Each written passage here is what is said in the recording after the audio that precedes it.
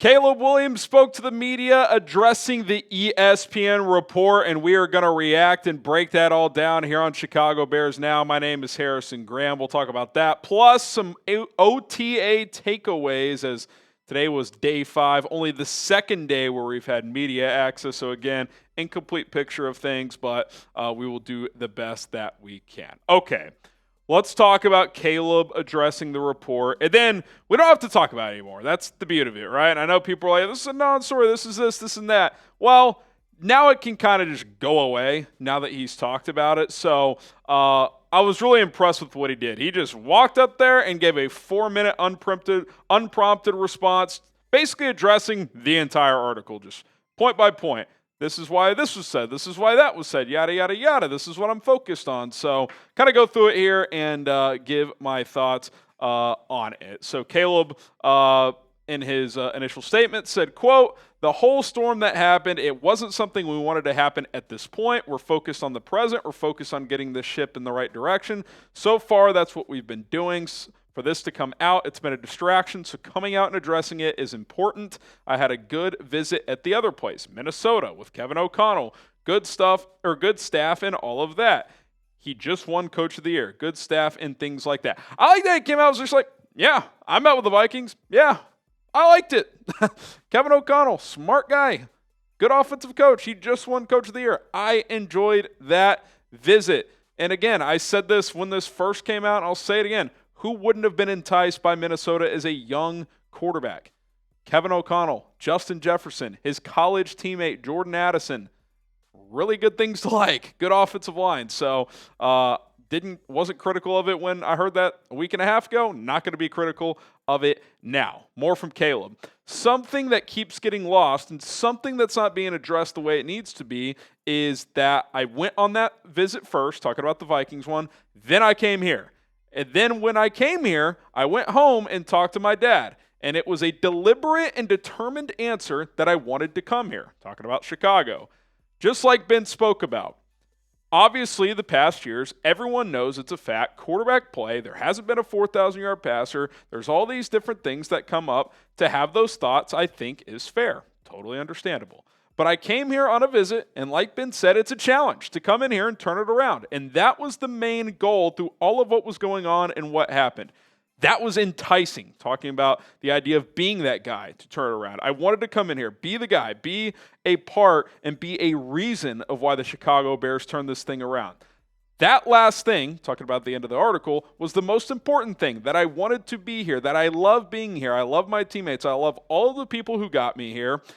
Family, friends, Kevin, Ryan, Flus, Shane Waldron, and all of the guys who went through that process with me. I think that was a touch of class there to mention Matt Eberflus and Shane Waldron. Look, no one's been harder on those two guys than me and Bears fans, and rightfully so. Matt Eberflus was not a good head coach. Shane Waldron was not a very good offensive coordinator, at least for this team at this time.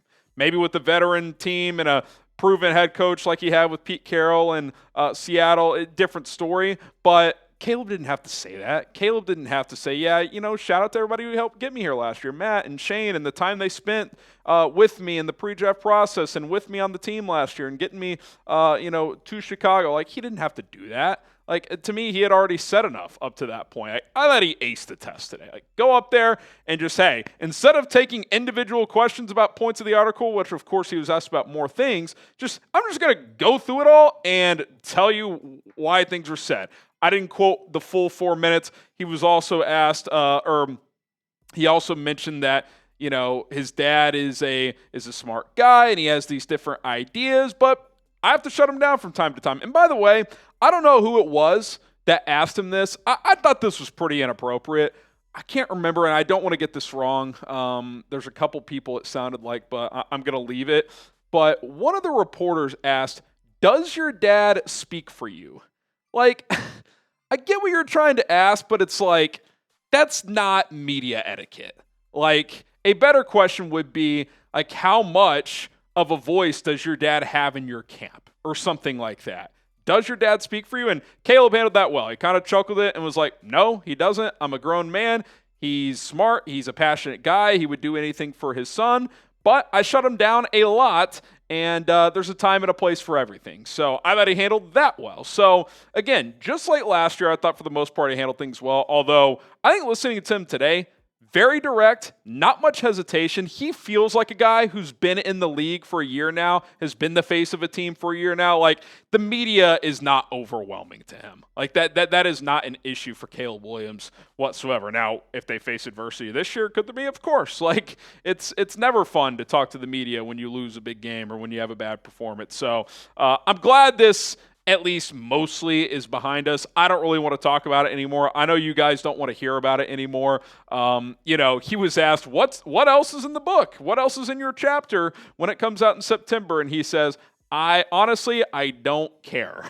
Like, he is focused on right here, right now, getting this thing right, putting in the work, and trying to make this work. Because like he said, like, they brought him here for a reason, to turn this thing around. He wanted to come here for a reason, to turn this around. And it's time to start doing that. It's time to focus on the football, start winning games, and that is the plan for him. And that's the plan for us here on this channel. Sure, when there's bombshell stories that even are always fun to talk about, yeah, we have to address those, but in a perfect world, we would only talk about the football, and that's the primary objective of this channel, and I think that's the Bears' focus as well. Show QB1 some love. Get the 18s down in the comment section below if you want to show Caleb Williams some love. Thought he handled things well. Talked like a franchise quarterback today. I was very, very pleased to see that. Okay. On the field, let's talk about OTAs today. He reportedly did not have a great day on the field, which is fine. It's May. We'll see what that means come training camp, come mandatory minicamp next week, and this season, obviously. Threw a couple of picks over the middle of the field. Tremaine Edmonds got him on one. Sound like Edmonds made a really good play on that, which that's encouraging too, by the way, from his side of things. And Jaquan Brisker got him as well. Also encouraging for a guy coming off an injury. Listen, good. Throw picks. Let it rip. Don't hold the ball too long, especially in practice. This is when you try things.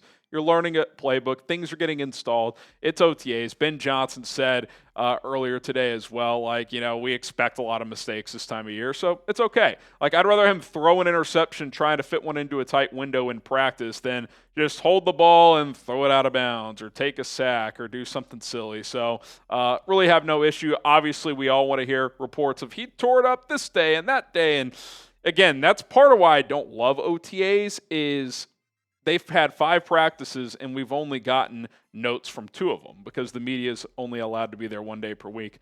Mandatory minicamp next week, I believe, for all 3 days, the media will be there. So maybe we get a clearer picture on how things are looking and progressing. Speaking of quarterbacks, Case Keenum talked, I believe for the first time since he signed with this team. I can't remember. He may have had a little snippet when he initially signed, but for sure the first time he's talked in length and in expanded thought and detail. And I thought he had a few interesting quotes on Caleb Williams. First, talking about his ability. He said, I watched Caleb from last year and was like, holy cow, this guy is really good and has a chance to be a lot better. What jumped out immediately is effortless arm talent. This impressed me even more because we know about Caleb's physical ability. He's a sponge, Case said about Caleb. For being an all-world talent, to be humble enough to ask questions and to watch and learn. It's been refreshing to see a guy that young and that talented, but still to take what I have to say. He's beating me to the building. He wants it that bad. I think Case Keenum is going to be a massive signing for Caleb Williams. He talked about being there with C.J. Stroud and watching him grow as a rookie and into his second year and being able to be a resource for him as well. He used the phrase, the ability, or something that he learned the last couple of years is the ability to lead from behind, meaning like, yeah, I'm not the starter, but I can still lead in a different way. I just don't think the Bears had that last year. I think the coaching staff lacked leadership. They clearly didn't have a veteran quarterback in the room. They had second-year Tyson Bagent, rookie Caleb Williams, and rookie Austin Reed. I think that was a miss. I think they've righted that wrong by bringing in Case Keenum, obviously, and they've got coaches who have seen different things now. So I just think, again, when you talk about the investment this team has made into Caleb Williams, I think Case is a big part of that. And he even talked about, look, he thought he was done playing football after last year, and when Ben Johnson called him, he expected it would be a 15-minute conversation. They talked for multiple hours, and he decided he wanted to keep playing. So I think that's pretty powerful as well. The guy sounds like a coach. He was asked if he wants to coach in the future. He said, "I've thought about it, but you'll have to ask my wife about that one." And these coaches put in a lot of hours, man. Wouldn't blame him if he just wanted to retire into the sunset. But for the here and the now, he's going to be an awesome resource for Caleb. Excited to have him on board. And he's from my hometown, so that's a benefit as well. All right, Caleb Williams jerseys available. Chatsports.com/Caleb jersey. Click and shop today. Link is in the comments and description. Only $100. This one right here. Chatsports.com/Caleb jersey. Go ahead and check it out. Okay, some other OTA news and notes. Several absences today. I think some are injury related. Some are just, we got to remember this is voluntary. I mean, obviously you want everybody there, new coaching staff, but that's not always the case. These 11 players, Luther Burden, which we found out last week, soft tissue, so you assume that's still happening. Ian Wheeler, I mean, he tore his ACL in late August last year, so he's probably 9 months removed from that surgery, so he's probably just not fully back yet. We knew Colston Loveland wasn't going to be available till training camp. Same with Braxton Jones. TJ Edwards, he said Ben Johnson said him, and who was the other one? Kyler Gordon, as we get to the next page here, both dealing with soft tissue. He said Jalen Johnson's not here. I think it's pretty clear he's probably back in California with his daughter. Remember in previous years, he usually misses at least one OTA week because his daughter lives out in California. So he was there the first week, first impressions, all that stuff, off this week. So I expect him back next week. We'll get to that in a second. Terrell Smith, Elijah Hicks, Ryan Bates, Zach Pickens. Not sure what's going on with Zach Pickens. So that's an interesting one to keep an eye on as well. Ben Johnson was asked for mandatory minicamp if he expects everyone there next week. He said he does. He expects perfect attendance. So we'll see if that ends up being the case. Obviously, not everyone will practice. Like Colston Loveland, we know, and Braxton Jones won't practice, but the expectation and anticipation is that they will be in the building. Okay, let's talk about the Ben Johnson standard. Just in general, we talked about it yesterday. Albert Breer said that when reviewing film together, Caleb's season last year, two things popped up that they wanted to improve upon.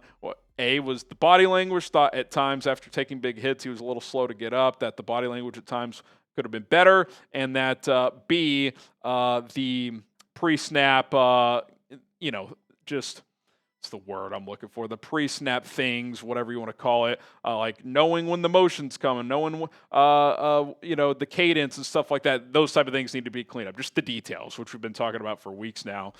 Here is Ben Johnson kind of responding to the body language part of that. Someone asked a question about it, and he said, look, we don't want to be a palms-up team where we're questioning everything. No. To me, that's a little bit of a sign of weakness. So, and he said, look, we've talked about this with the whole team, and I think more so it's like, number one, they're not coddling anyone. Like, obviously, certain guys get away with more in the league, right? Like, if you're an established player, you can do more and get less of a punishment. But, like, they're not just letting shit slide with Caleb Williams. Ben probably reviewed the whole season, was like, oh, I didn't like that. He kind of slumped his shoulders on the bench after taking his 7th sack against the Texans. We can't let that happen. So they're nipping these things in the bud. So I like that, and that's been kind of something that's been communicated from players and coaches from the beginning, is that Ben does not let that standard slip. Case Keenum, longtime veteran, had this to say about Ben Johnson. He said, he's demanding. I love it. He will not let you show up with anything but your best every day. So, again, the standard, he's demanding, high level of demand that he brings to the table, and it's what this team needs. Last year, there was no accountability, so you better bring your A game every day or someone's going to replace you. Okay, left tackle competition. Today, it sounds like Ozzie Trapillo got the crack with the first team. Remember last week's open practice, it was Karan Amagaji. Caitlin Sharkey tweeting out that Ozzie Trapillo and Karan Amagaji continue to rotate at left tackle. Last week it was Karan. Today it was Ozzie. Ben Johnson said it's about giving them both opportunities. Darnell Wright remains primarily at right tackle. Johnson said, quote, anything is on the table. If you really listen to what he said, he they don't want to move Darnell Wright. They like where he's at right tackle. He didn't rule anything out because he was asked follow-up, like, is there a chance he can move? And he said, look, anything's on the table, things can change, and if we need to, we will. But I think they really like Darnell at right tackle, and I think they're going to like their left tackle options enough to not mess with that. Clay Harbor added that Ozzie Trapillo took every snap with the first-team offense today and held his own and did a nice job. So see how that thing breaks down. Obviously, there's no contact. Pads aren't on, so, there's limited things you can take away. But, footwork, the pre-snap stuff, not having a penalty, all that, that matters. Absorbing the playbook and the concepts and all that. So we know Ozzie's a smart guy. If you watch 1920 Football Drive, his intelligence of how to play offensive line really jumps out. We'll see if the physicality matches once the pads come on. But in general, I think it would be pretty surprising if Darnell Wright moved to left tackle at this point, because we know Braxton Jones is at least serviceable. So once he comes back for training camp, and you got two other intriguing options in Ozzie Trapillo and Karan Almagaji. Just need one of those guys to emerge out of those three, and then, to feel good about one of the other two to be your swing tackle. Okay, some other OTA notes. QB2 competition twice now, both OTA practices. Case Keenum has worked in with the second-team offense, and Ben Johnson said that Case Keenum and Tyson Bagent are absolutely competing. That is what Ben Johnson said. So, I think, again, it more speaks to they're not just handing out jobs here. Now, I think Keenum or Bagent would really have to probably struggle for Case Keenum to win that job for a couple of reasons. One, Bagent's a young, in theory, ascending player with a decent future. And Case Keenum said himself he thinks he's got a really bright future. And two, they're both going to be on the team. I think that's pretty obvious. They are going to carry three quarterbacks on the 53-man roster. They gave Case Keenum, I think, $2.5 million guaranteed, so they're not going to cut him. I think they're going to carry three. They're going to learn from that mistake last year of trying to cut Brett Rippon and sneak him onto the practice squad. They're not going to do that this time around. They will keep Case Keenum. So doesn't mean it doesn't matter. I mean, obviously, and you would want Bagent to win the QB2 job because if Caleb got hurt, ideally the young up-and-coming player would be the guy that plays. But we know what Keenum brings to the table. If he has to play, he can operate the offense as well. So something to keep an eye on regardless. All right, who is QB2? Who do you think it'll end up being? Type K for Case Keenum, B for Tyson Bagent. I still think it'll be Bagent, but I think both guys will be on the 53-man roster. All right, busy day at Hallis Hall. Glad to put this Caleb ESPN report nonsense kind of behind us. Hopefully that's kind of the end of that. My name is Harrison Graham. We will be back tomorrow. Our first live show in about a week and a half tomorrow afternoon. We'll also have an episode up in the morning as well. So stay tuned for that and bear down.